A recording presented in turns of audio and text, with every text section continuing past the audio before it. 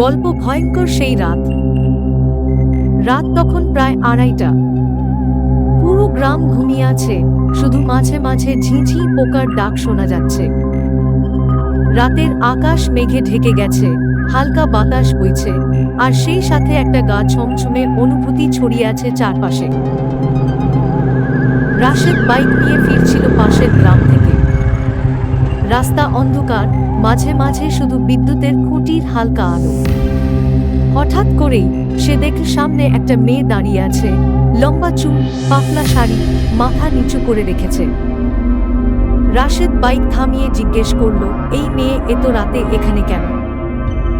কোনো উত্তর এলো না। মেয়েটা ধীরে ধীরে মুখ তুলে তাকালো।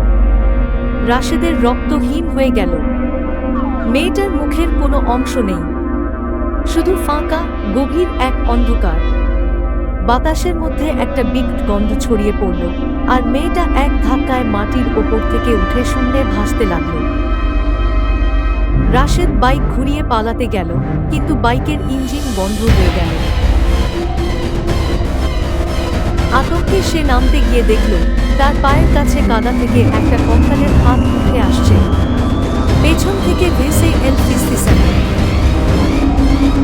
ফিরে এসেছিল, কিন্তু এবার আর যেতে পারবে না। রাশেদ এক চিৎকার দিয়ে দৌড় দিল, কিন্তু পেছন থেকে একটা ঠান্ডা হাত তার কাঁধে পড়ল। সকালে রাস্তার ধারে লোকজন রাশেদকে অজ্ঞান অবস্থায় পড়ে থাকতে দেখল। রাশেদের মুখ থেকে শুধু একটাই কথা বের হচ্ছিল, ওর মুখ ছিল না। শুধু একটাই কথা বের হচ্ছিল, ওর মুখ ছিল না, ওর মুখ ছিল না।